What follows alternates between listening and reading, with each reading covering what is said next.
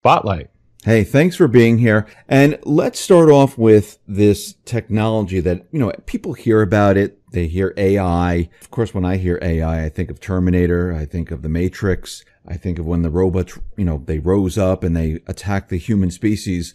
But let's start off for those people who don't understand what AI is. What is AI? Well, AI is something that is absolutely going to revolutionize the world as we know it. And it's really kicking into overdrive here into 2018. It's going to be a massive disruptor for jobs, the economy, and really for governments. It's going to be an arms race, similar to the nuclear arms race we had. Governments are going to be desperate for artificial intelligence, and that's what it is. And it's technology, and it's simply technology advancing, technology getting smarter, technology inferring and making decisions. And this is absolutely huge going forward because, we have robots that were able to take over menial jobs, minimum wage jobs, low skilled level jobs. But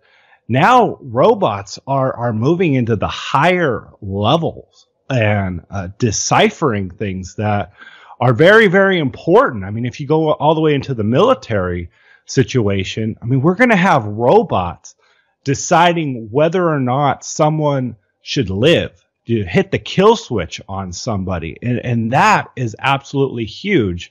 And it's a great responsibility for the people that are designing and developing artificial intelligence. And it's a whole new world because if you go back to the Terminator or some of these movies, that was prior to the invention of the internet. So whatever these robots had were all self-contained. But now with the internet, you have these decentralized database of, all historical human knowledge where these computers can update on a real-time basis. And again, how do humans compete with that? And so this is going to be absolutely huge. The implications are staggering. And it's something that people need to be aware of because I feel like if people ignore this, they're going to be left behind. And things are changing much faster now than they have in the past. We're outpacing Moore's law. And just when we thought that, computer chips and the memory processing of these transistors couldn't get any smaller, now you have quantum computers, which essentially goes beyond the physical limitations of the computational power of some of these computers. So I think this is limitless, and there's so many implications going forward here. Do we see AI in society today? Absolutely. We're seeing it, I think we mentioned this on the last interview, but, look at just as a simple example, Airbnb has 5 million listings at once and, 300,000 leases a day. Artificial intelligence is coordinating this. And this is happening. But, we also have situations now where artificial intelligence is hiring and firing people. There's this company right now, or there's probably multiple now, that are using AI in the process of interviewing people. And this AI is looking at your facial expressions, the tone of your voice, and you might not even be hired or talk to a real person because an artificial intelligent interviewer is going to allow you in or not. And this is absolutely huge. And it's all in the name of efficiency. And that's what's crazy here. And I know that we have AI in our kitchens and homes now with Alexas and these Google virtual assistants. And AI is getting even more and more intelligent in these. They're getting more and more human-like. They're empathetic. They're responding to what you're doing, how much is in your fridge. That's what it's coming to. What day of the week it is, what the weather is like, what are you likely to be doing, and predicting that so that, quote unquote, you will be more efficient, and a lot more can be done. And there's good and bads to this. But that's a huge thing is personal assistance. And, we have these in our homes, and, and these getting smarter and smarter as time goes on. Now, you mentioned Alexa and Google Assistant, where it's in your home, but people are also worried about it that these AI devices, these listening devices, are actually spying on people and maybe taking notes and taking this information and sending it off someplace. How do we combat that, or is that a problem today? The balance between luxury, convenience, and surrendering your information is a constant struggle. And I don't think there's going to be anything that people do as a whole. It's definitely something that people who know about this should be aware of and be careful of, because it's, even with this, obviously humans have a very difficult time being able to monitor all Americans. The government has a very difficult time being able to monitor every single American. But with the help of artificial intelligence, they might even be able to streamline that, figure out what people are doing in a more efficient way, using the very thing that we're talking about today, and that is artificial intelligence.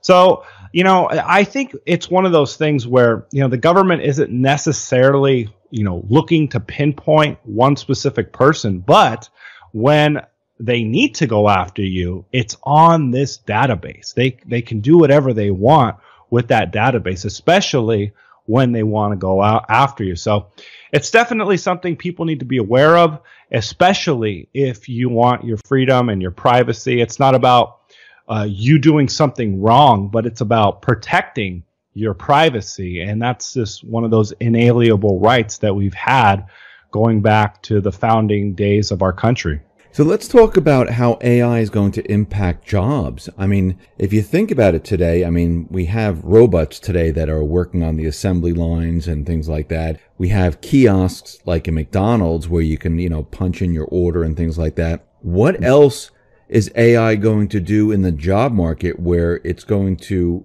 remove that person, where you don't need that person anymore? I mentioned virtual assistants. I think we're going to get to a point where AI really gets into even some of the security, streamlining some of the security of our lives. And the banking sector is full of people that are there to protect us from credit card fraud. But on the positive end, I think as AI moves forward, we might be able to be more secure using facial recognitions and things like that. But as far as a job displacer, job disruptor, I think analytics are going to really get disrupted. And, I'm in the finance world. I'm into trends. But I believe, it's going to get to a point now where, people and hedge funds, they pay hundreds of thousands and millions of dollars for analytics to look at stocks, to look at what's going on in the markets. But what happens when you can just tell an AI robot to crunch these numbers and to look at how your portfolio is doing versus the S&P 500? And what did the S&P 500 do at 231 versus your portfolio? And that's what we're seeing. We're seeing AI get smart and move into areas where high-level, high-paying jobs once took place. So I think that's going to be huge. And, the problem with this, and it's a socialist dream, is that they're going to want universal basic income. And we're going to see this implemented. And what better way to swallow the AI disruption of your job than by the government telling you that Uncle Sam is going to give you a paycheck. And it's a socialist dream, and it's the next major climax for big government proponents. But, it's a surrender of our freedom and liberty to the government once again. And once someone starts receiving benefits from the government, they are beholden. And it's difficult to break free from that. And in an environment like there is no incentive to thrive, you can kiss the American ingenuity and resilience goodbye. And I mean, we can continue to talk about universal basic income if you'd like, but those are just kind of some of my thoughts on where things are going here. Now, do you think they're heading down this path with the universal basic income, which you just mentioned, with AI, because the economy right now is basically deteriorating very, very quickly? And yes, we see some good numbers, we see some good statistics, but again, those can be manipulated. And they've been talking about universal basic income for quite a while, where they're just going to give everyone a paycheck. If we go back a couple of years, they started with quantitative easing by creating currency, propping up the banks. And it looks like everything's coming to an end right now. And to get people out there spending, because that's 70% of GDP, all they have left is universal basic income. And if they combine that with AI technology, where these robots, machines can take your job, they might be able to pull this off. Is that what you're talking about? Absolutely. And the worse the economy gets, the more people opt for a government solution like this. And sure, we've seen some positive numbers, maybe some wage growth, but really in terms of purchasing power, I mean, the average person now, if you want that 1960s or 1970s lifestyle that a mechanic or a postal worker would have given their family, I mean, you got to make $150,000 now and be a doctor or a lawyer. That's where the real purchasing power has been lost. And, you see teachers in the streets now protesting because they're not getting paid enough. And you see Social Security. I read a statistic that it's down in terms of purchasing power 30% since only 2000. Probably more than that if you look at some of the underlying hidden inflationary things that are going on. But anytime we surrender our rights and our freedoms and put it in the hands of the government, it's not going to be efficient. And the thing is, governments are going to want AI and implement it. And this is going to happen whether we want it or not, because there's going to be an absolute need for it. I mean, you look at China with their situation there. There's a massive problem with their one-child policy. And I'll give you some statistics here. In 1987, the number of births was 25.3 million, 8 million more than last year. And that means by 2047, there will be 8 million fewer Chinese consumers age 30 than there are now. 25% of China's population will be over 60 in 2030, compared with about 16% in 2015. So a massive top-heavy demographics that we're going to see. And I mean, this is years down the line. And something that I don't feel anyone is talking about is the fact that not only will China need to immigrate or import quality immigrants, with some sort of merit to contribute to their economy, they're going to use artificial intelligence to fill these jobs. Now, it's going to be a nightmare trying to quantify exactly what machine is making what and how this machine is contributing to these profits. And the governments are going to do everything they can to gain some sort of grasp on this. But absolutely, they're going to try to tax AI, and they're going to serve it to people saying, hey, we're going to tax these machines and you're going to get a paycheck and life will be go on and everyone will be happy. But I think it's a deterioration. It's, further globalization, and that's further wins for the elites. So what benefits is there for AI in regards to the economy? I mean, put it this way. You have machines doing the work, and then you have people doing what? Just sitting at home collecting a paycheck? Well, there are going to be people that obviously control the AI and profit from the AI. So if you're somebody who's in front of the trend and controlling it and own these machines, it's going to be a benefit to you. For instance, driverless cars. This is another benefit that I believe will come in the form of AI to the economy. There might be a lot less accidents. Elon Musk believes that there's going to be a 10x reduction in accidents with driverless cars. So that'll be efficiency for our lifestyles. And, these major metropolitan cities that are at a standstill with their freeways and highways might move a little better with AI. Maybe less people will die in terms of battle. I know they're trying to implement these AI robotics machines into warfare. And depending on which side of the equation you're on, they're using these machines. They're using killer drones in battle, though they have the capabilities to do that. So depending on how you look at that, that might be a good thing. I think there's going to be a lot of contributions to society. And one of the things that we were actually chatting about prior to this interview, Dave, is this idea that they're going to implant chips into people's heads. And I know that means a lot of things for different people. If you're in the Christian community, that might mean the mark of the beast. And a lot of people are worried about, the implications of putting something into your mind and, being even more connected to the matrix. But just talking about it from a technological perspective, the goal would be to have more memory, to update, to get more education, to download education, and what would be the implications of this. And theoretically, this could be a very efficient thing for the future of our economy. And it won't necessarily be so much of this AI versus humans, but they're talking about this combination of AIs integrated with society.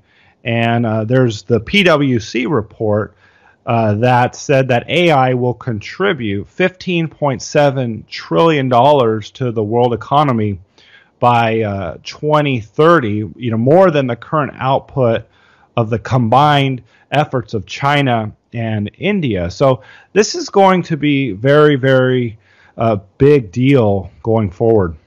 Yeah, the only thing that worries me with implanting something into your body is that they do have the ability to track. They do have the ability to maybe control you at some point. Mm-hmm. That's the only thing that bothers me. I mean, sure, there's other things, but when you hear about implants, when we talked about RFID chips to track you and things like that, implanting AI, making you hear voices and things like that, I think people might look at this and say, "Whoa, this is not for me." Right. And this might be a very big hurdle to get over for AI. Yeah, and maybe there will be some sort of effort to address these problems with AI, and companies that come out with AI and say, hey, this is our special technology, and we're addressing these concerns. But you're right, it's going to be a problem, this balance of surrendering your privacy for convenience and just this luxury lifestyle. Now, I know like Google is using AI to do many different things. I just read an article today about Google using AI to predict someone's death, which is quite scary. I mean, I don't know how you predict. I know there's actuaries in insurance, and they can, from your disease and stuff like that, they can tell how long you might have to live. But to actually predict your death, that's quite scary. You know what? That's actually something that's very interesting, and that will be one of the things that they pitch this implanting of the chips with, because if this is in your brain, they'll be constantly monitoring you, and that's the worry, but also the positive, and that is if any problems persist, some sort of something with your heart or something with your brain, they'll be able to monitor this on a very real-time basis. And, in reality, maybe they will be able to extend a lot more people's lives and save a lot more lives because of that monitoring. And as far as predicting the death, I mean, that's such a, I don't even know how to, how to do that. I mean, if they're taking people's weight and height and, their genetic history, heart history, and then they're making some sort of actuarial prediction on this. But I think the real implication of this is them being able to monitor your health on a real-time basis. And AI in the diagnostic world, and again, this is such high-level things here, things that is not just menial, repetitive labor that it's replacing. This is levels in assisting the doctors, assisting the medical field in areas that are going to be worth billions and billions of dollars. So that's where I definitely see things going on that front, which, again, for the sacrificing of your privacy, maybe you live a longer life. So where do you see AI going in the next 10 years? I mean, what advancements do you see happening? Well, I think we talked about some of this, but, continuing to see these robots becoming more like humans, acting like a human, responding like a human, thinking like a human, and ultimately surpassing humans. But, especially on the virtual assistants, anticipating your next move, what you need in your refrigerator, and ways to monetize that. I know companies, Google, Facebook, and all these advertising platforms, they're going to really want to know what the population is doing, and they're going to use AI to really personalize what they sell to people and anticipate everyone's move here. And that's where I see this going. I see it really advancing in the military efforts, really humanizing some of these robots so they can go into buildings and houses, go upstairs, go through doorways. And, we're already seeing that happen. I mean, I was watching this one robot earlier this morning that DARPA is developing, and, you just see it get hit or kicked, in this test experiment, and you watch it like stumble and regain its balance. And it was just such an eye-opening revelation of where robotics are going. And, we know that these killer robots are out there. And so it's going to be this balance of efficiency, robotics doing the job, and morality. And how do you get that balance of efficiency, doing the job, but training these machines to be moral? And I think that's the big issue here is, how are we going to train these machines and ensure that there's going to be morality when it comes to how they decide to move forward with a certain decision? These machine learning, inferring and implementing. This is absolutely huge. Yeah, well, and when you start to think about like the machines and stuff, and I know we have like Alexa now and the Google Assistant and all that, and that's just the beginning stages where it's just a small little device, on your table, and it's listening to you and it's responding to you.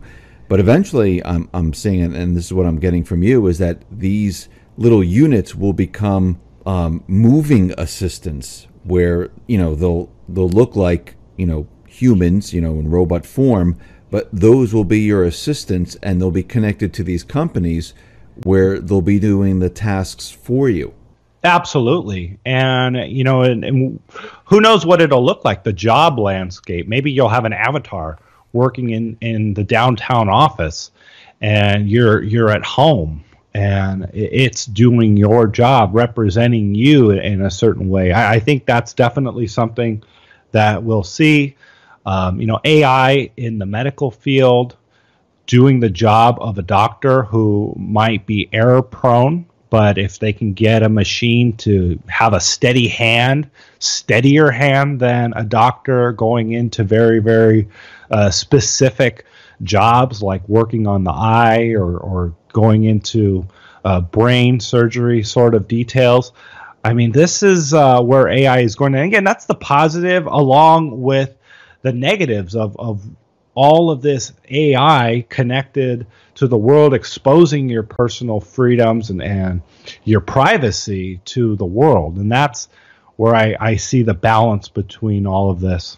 Yeah, I see the positive and the negatives. I mean, I'll take computers for, that the computer systems that we have today and what we have, where we know, like the NSA, the CIA, embedded chips within these computers from, WikiLeaks and Vault 7 and all that other stuff. I'm a little nervous with AI where, what happens if they embed a chip into these systems and they're able to override them later on.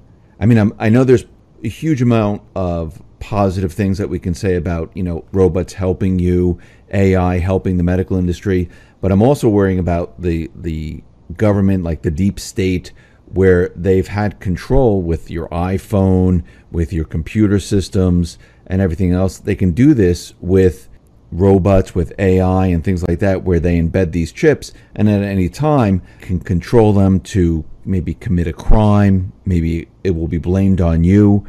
This future is a very, I don't want to say scary, but a place where we're headed where, there's a lot of discussion is going to have to be made over all of this. Yeah, and these governments, they're going to use artificial intelligence and especially something like quantum computing, which I mentioned earlier in this interview, for attacking, going into other governments and hacking the other governments and involving themselves with their security. And as far as the government using AI to attack people and turn on them, this is going to be a huge problem. And really, I think a lot of people are concerned about the fact that these machines are getting so smart and they're decentralized, and eventually them going rogue. And we already have people talking about this. We know that Stephen Hawking has mentioned we need to be very careful about the implications of AI. Elon Musk has worried about it. Many top entrepreneurs who aren't just these conspiratorial type of people, very mainstream people, talking about the concerns of rogue AI, rogue artificial intelligence. And we know that's very possible, especially on this decentralized world of the internet. It's definitely something that needs to be aware. People need to be aware of. And that's, I think, the key. And that's why I'm doing this. I'm letting people know that things are changing. Things are changing very fast. You need to be aware of it. You need to prepare, not only for your privacy, for your security, but also your financial means. Things are changing, and it might behoove you to start looking in sectors that are thriving in AI. Because there might be completely new sectors and new industries that arise from AI that we're not even thinking about yet.